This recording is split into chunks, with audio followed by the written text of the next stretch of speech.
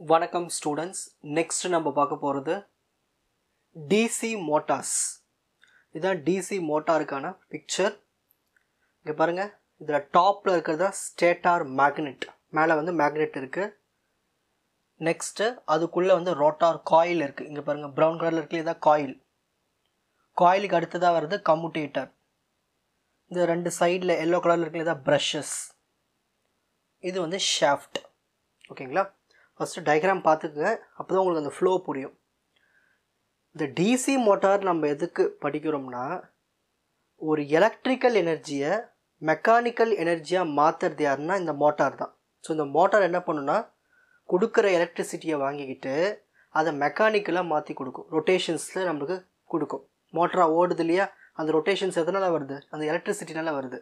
அந்த இடையில் இருக்கிற அந்த மோட்டார் எப்படி ஒர்க் ஆகுது, அதோடைய பிரின்சிபல் ஆஃப் ஆப்ரேஷன் தான் தெரிஞ்சுக்க போகிறோம். Principle of operation of DC motor. When an electric current flows through a conductor. ஏதோ ஒரு ஒயர் எடுத்துப்போமே, அந்த ஒயரில் இப்போ ஒரு கரண்ட் வந்து ஃப்ளோ ஆகுது. And the conductor is placed in a magnetic field. அப்போது ஒரு கண்டக்டரில் கரண்ட்டு ஃப்ளோ ஆகுது, அதை அப்படியே எடுத்துகிட்டு போய் நம்ம ஒரு மேக்னெட்டிக் ஃபீல்டில் வைக்கும் போது அது என்ன பண்ணுன்னா ஒரு ஃபோர்ஸை எக்ஸ்பீரியன்ஸ் பண்ணும். This force produces motion. அந்த ஃபோர்ஸ் வந்த உடனே அது என்ன ஆகும்னா மூவ் ஆக ஆரம்பிக்கும், motion, which is the basis for the operation of a DC motor. So ஒரு டிசி மோட்டார் கன்ஸ்ட்ரக்ட் பண்ணதுக்கு பேசிக்காக இருந்தது இந்த ஒரு விஷயந்தான். என்னது, ஒரு கண்டக்டர் வந்து என்ன பண்ணுது, எலக்ட்ரிக் கரண்ட் அதில் வந்து ஃப்ளோ ஆகுது. அப்படி ஃப்ளோ ஆகுச்சுன்னா அதை எடுத்துகிட்டு போய் ஒரு மேக்னெட்டிக் ஃபீல்டில் வைக்கும் போது அது என்ன பண்ணுது, அதுக்குள்ள ஒரு ஃபோர்ஸ் ஏற்படுத்திக்கிட்டு அந்த ஃபோர்ஸ் மூலிமா ஒரு மோஷன் ஏற்படுத்துது. ஸோ இதை அடிப்படையில் தான் வச்சு டிசி மோட்டாரை ரெடி பண்ணாங்க. சரி, first magnetic field. A DC motor has a magnetic field. So DC மோட்டாருக்கு இடையில் வந்து மேக்னெட்டிக் ஃபீல்டு இருக்கும், produced by a magnet. So ரெண்டு பக்கமும் அந்த மேக்னெட் வச்சுருக்கோம் இல்லையா அவுட்டரில், ஸோ அதுதான் அந்த மேக்னெட்டிக் ஃபீல்டை உருவாக்கி கொடுக்குது. இதை நம்ம பர்மனெண்ட் மேக்னெட் யூஸ் பண்ணலாம், இல்லை எலக்ட்ரோ மேக்னெட், எந்த வகையான மேக்னெட் வேணால் யூஸ் பண்ணலாம். சரௌண்டிங் த ஆர்மேச்சூர். ஸோ இந்த ஆர்மேச்சூர் சென்டரில் இருக்கும், அதான் ரொட்டேட்டிங் காயில்னு சொல்லுவோம், rotating part of the motor. So அந்த மோட்டாரோடைய ரொட்டேட்டிங் பார்ட் தான் ஆர்மேச்சூர். இது சென்டரில் இருக்கும், சைடில் ரெண்டு மேக்னெட் இருக்கும், அந்த ரெண்டு மேக்னெட் தான் மேக்னெட்டிக் ஃபீல்டு உருவாகுது. இதுதான் முக்கியமானது. Next, electric current. When and DC voltage is applied to the motor. So மோட்டருக்கு நம்ம என்ன வோல்டேஜ் கொடுக்கணும், DC voltage, direct current. The current flows through the armature coil. So இப்போ இந்த கரண்ட் எங்கே ஃப்ளோ ஆகும், அந்த ரெண்டு மேக்னெட்டுக்கு இடையில் இருக்கிற அந்த ஆர்மேச்சூரில் போய் அந்த கரண்ட்டு ஃப்ளோ ஆகும். ஓகேங்களா? அதான் எலக்ட்ரிக் கரண்ட் எங்கே ஃப்ளோ ஆகும், ஆர்மேச்சூரில். ஓகேங்களா? Wire loop attach to the Motors shaft. So இதுக்கு வந்து ஒரு லூப் வந்து ஏற்படுத்தியிருப்பாங்க ஷாஃப்ட் மூலிமா, அந்த ஸ்டார்டிங்கில் இருக்கும். சரி, இதில் என்ன ஃபோர்ஸ் இருக்குன்னு பார்க்கலாம். Lawrence force. According to Lawrence force, when the electric current flows through the coil, it creates a magnetic field around it. ஏதாவது ஒரு காயிலில் ஒரு கரண்ட்டு ஃப்ளோ ஆச்சுன்னா அப்போ கண்டிப்பாக அங்கே ஒரு மேக்னெட்டிக் ஃபீல்டை உற்பத்தி பண்ணும். The current in the coil interact with the external magnetic field. So வெளிப்புறத்துலேயும் ஒரு மேக்னெட்டிக் ஃபீல்டு இருக்கும், அப்புறமா காயிலையும் மேக்னெட்டிக் ஃபீல்டு உருவாயிருக்கு. இது ரெண்டுமே ஒன்று சேர்ந்து ஒரு பெரிய ஃபோர்ஸை ஒன்று க்ரியேட் பண்ணும், producing a force that pushes the coil causing the armature to rotate. So ரெண்டு மேக்னெட்டிக் ஃபீல்டும் ஒன்று சேர்ந்து இன்ட்ராக்ஷன் வச்சுக்கிட்டு ஒரு ஃபோர்ஸை உருவாக்கி அந்த காயிலை புஷ் பண்ணி அந்த உள்ளே இருக்கிற அந்த ஆர்மேச்சரை ரொட்டேட் பண்ண வச்சிரும். ஓகேங்களா? Next, commutator. As the armature turns, the commutator changes the direction of the current in the coil, ensuring that the armature keeps turning in the same direction. So armature ஒரே டைரக்ஷனில் சுற்றிக்கிட்டே இருக்கும். எதனால்? இந்த கம்முட்டேட்டர்னால. ஏன்னா இந்த ஆர்மேச்சர் சுற்றிக்கிட்டே இருக்கும்போது இந்த கம்முட்டர் என்ன பண்ணுன்னா கரண்ட்டோட டைரெக்ஷனை மாற்றி விட்டுரும். ஸோ கரண்ட்டோட டைரெக்ஷன் மாற்றி விட்டோம்னா அந்த உள்ள இருக்கிற ஆர்மேச்சர் ஒரே இதில் சுற்றிக்கிட்டே இருக்கும், யூனி டைரெக்ஷனில். This continuous interaction of magnetic field and electric current causes the motor armature to spin. So magnetic field காரணமாகவும் எலக்ட்ரிக் கரண்ட் காரணமாகவும் இந்த மோட்டார் ஆர்மேச்சருக்குள்ளே இந்த சென்டர் பார்ட் அது சுற்றிக்கிட்டே இருக்கும். ஸோ இதுலேருந்து நம்மளுக்கு என்ன கிடைக்குது, ஒரு எலக்ட்ரிக் எனர்ஜி கொடுத்து மெக்கானிக்கல் எனர்ஜியாக உருவாக்கியாச்சு. ஓகேங்களா? சரி, இப்போ ஸ்க்ரீன்ஷாட் டைம். இது முடிச்சதுக்கப்புறமா நம்ம டார்க் ஈக்குவேஷன் பார்க்கலாம்.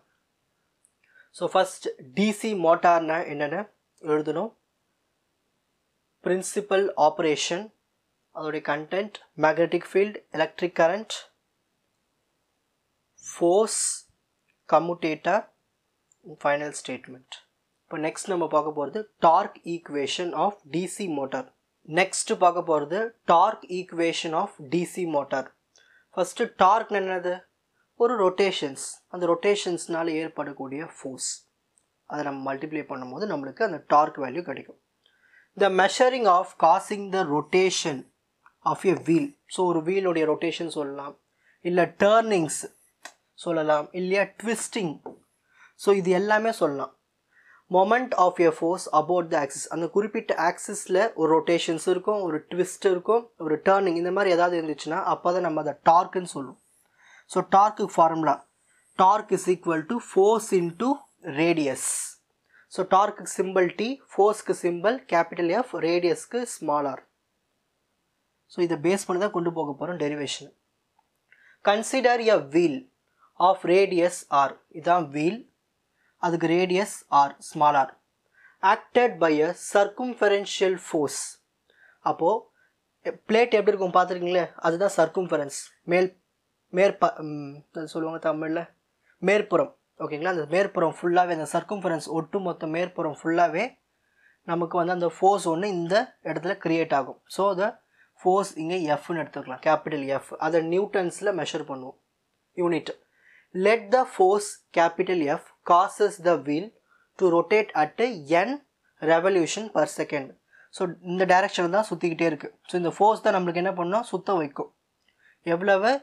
n ரெவல்யூஷன் பர் செகண்ட்ஸில். ஓகேங்களா, ஸோ இந்த மாதிரி நம்ம கண்டிஷன்ஸை ஸ்டார்டிங்கில் எடுத்துக்கிறோம். Torque is equal to force into radius, இதுதான் ஃபார்முலா. கரெக்டுங்களா? ஸோ அதுக்கு யூனிட்டு நியூட்டன் மீட்டர். நம்ம வந்து ஒரு ரெவல்யூஷனுக்கு எவ்வளவு ஒர்க் டன் நடந்திருக்குன்னு கண்டுபிடிக்கணும். Work done per revolution is equal to force into distance moved. Force into distance moved, force into distance மூவ்டுன்றதுனா, இப்போது இது வந்து எப்படி இருக்குது, ஒரு சர்க்கிள். சர்க்கிளினுடைய சர்க்கும்ஃபெரன்ஸ் என்னது? 2πr. ஸோ அதுதான் இங்கே 2πrன்னு எழுதியிருக்கு அந்த டிஸ்டன்ஸ்க்கு. ஒர்க் டன் பர் செகண்டு கண்டுபிடிக்கணும். அப்போ என்ன பண்ணணும்னா, ஒர்க் டன் பர் ரெவல்யூஷனை எடுத்து நம்ம என்னால் மல்டிப்ளை பண்ணிக்கணும்.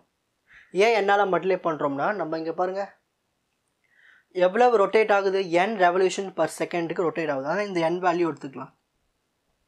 ஸோ என்னால் மல்டிப்ளை பண்ணும். என்னென்னங்கிறது speed. So where n is equal to speed in revolution per second. சரி, இப்போது நம்ம திரும்ப பாருங்கள், எஃப் இன்ட்டு ஆர்னானது டார்க்கு, ஒரு ஃபோர்ஸையும் ஒரு ரேடியஸும் மல்டிப்ளை பண்ண டார்க்கு. அது மட்டும் இல்லாமல் இந்த 2π இன்ட்டு n, அதாவது 2π அதோட ஸ்பீடு, இதை மல்டிப்ளை பண்ண நம்மளுக்கு கிடைக்கிறது ஆங்குலார் வெலாசிட்டி. ஓகேங்களா, ஸோ 2π நம்ம என்ன எழுதலாம், ஒமேகான்னு எழுதலாம். இப்போ இந்த வேல்யூஸ்லாம் எடுத்துகிட்டு போய் இங்கே சப்ஸ்டியூட் பண்ணிப்போம். பண்ணலாம் பாருங்கள். Work done per second equal to, so இந்த 2πr எஃப் இன்ட்டு, இங்கே பாருங்கள் எஃப் இன்ட்டு ஆர் இருக்குங்க இல்லையா, இந்த எஃப் இன்ட்டு ஆருக்கு நம்ம என்ன சப்ஸ்டியூட் பண்ணலாம், டீன்னு சப்ஸ்டியூட் பண்ணலாம்.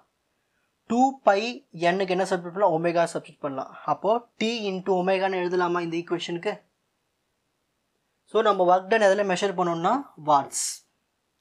நெக்ஸ்ட், எவ்வளவு பவர் வந்து டெவலப் ஆகிருக்கு அதுவும் தெரியணும்.